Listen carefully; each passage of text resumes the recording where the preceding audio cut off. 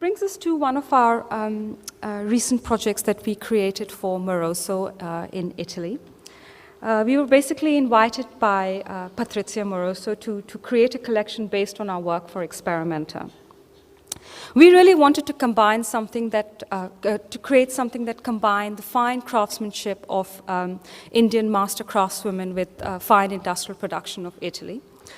And also what we did is we created a new business model for a supplier in India to work directly without agents and middle people with the client and the brand that they were selling to.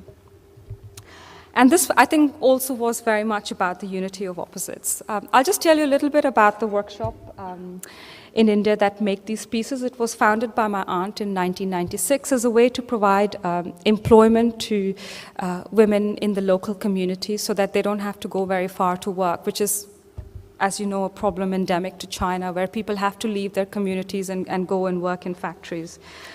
So for me, this is also a form of sustainability where you don't take people out of their communities to go and work in areas that they don't know.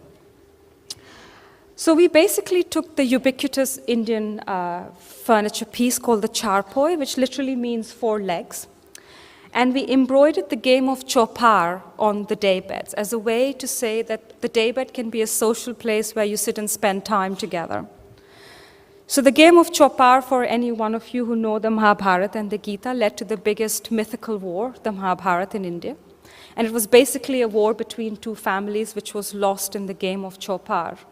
And the opponents were actually cousins, and as one of the prizes, they waged their wife. So here, the opposite cousins are disrobing the wife, and Krishna standing there giving her eternal sari, so they were not able to disrobe her. So for every Indian person, this game, they know about this game. So I kind of really wanted to use it as an icon.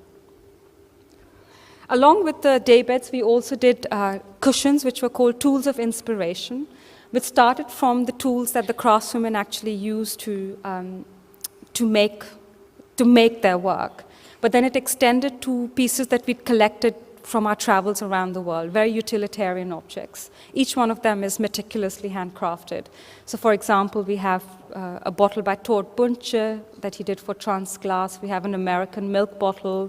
We have some chai making equipment there on the red one on the top right. And actually we had the show, we had a show in New York, and there were some people trying to figure out the use of these objects, and they thought it was cocktail making equipment. So. But I think that this project for me was a prime example of how globalization can also be about an equal exchange of cultures. And because globalization is normally seen as a destroyer of local cultures, but Jonathan and I really see it as an opportunity for an exchange.